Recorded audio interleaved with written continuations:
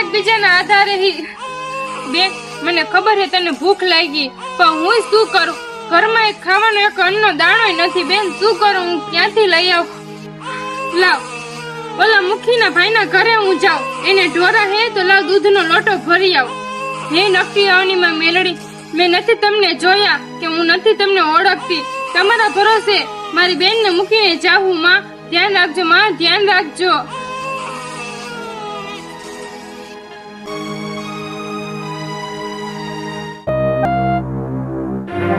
એ બેન તું શું કરસ? એ કાર મુખાડી, તું અહીંયા અમારા ઘરે શું કરવા આવી હો? નીકળ આ અહીંયાથી. એ બેન તું મને આમ કાળ મુખાડી નો કે, જે અમારા નસીબમાં હશે એવું થાશે બેન, પણ તું મને આમ કાળ મુખાડી નો કે બેન.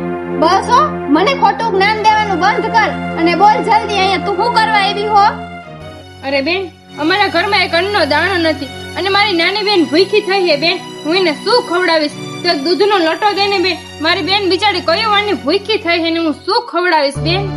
એ જા જા, હું અહીંયા અમે તમારા હાટુ ઢોરા રાખ્યા હે, આ હાલતા ને ચાલતા દૂધના લોટા લેવા હાયલા આવે હે. દૂધ નહીં પાવ તો ભૂખી બિચારી મરી જશે બેન, થોડીક દયા ખા બેન, થોડોક એક લોટો દૂધનો આપ બેન, આવું ન કર. એ તારી બેન મરી જાય તો મારે શું? ક્યાં મારા બાપની દીકરી હતી અને હું ન બોલ, અમે બે બેનો એકબીજાનો તો આધારી, તારે દૂધ ન દેવું હોય તો કાઈ નહીં, હું તને હાથ જોડું, પણ બેન તું આવું ન બોલ બેન, તું આવું ન બોલ. એ કાળ મુખારી, હવે તું અહીંયાથી આમ હાલતી નહીં થા. જોવો હને આ બધા ગામના મને કેવા હેરાન કરે. હવે તો માં, હવે તમે જ કંઈક કરો માં, તમે જ કંઈક કરો.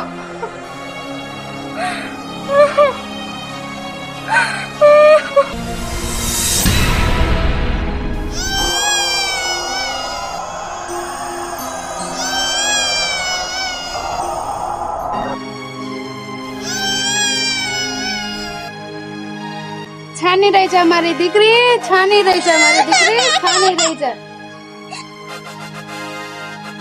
બસ મારી દીકરી, છાની રહી જા મારી દીકરી, છાની રહી જા.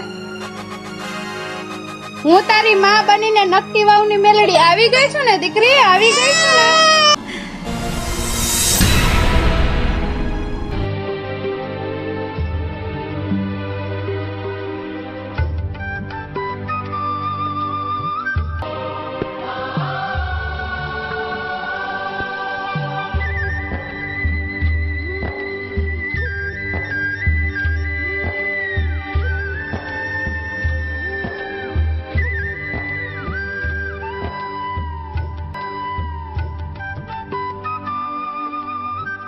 અરે મારા રોતા બાળની માં બનીને રાંધીને જમાડું હું.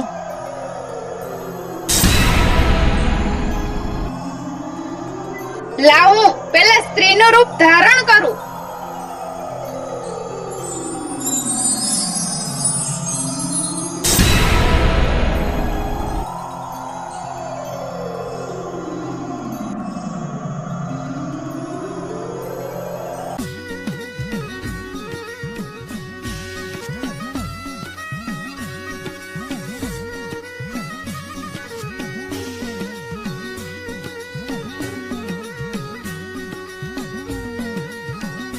તમે બે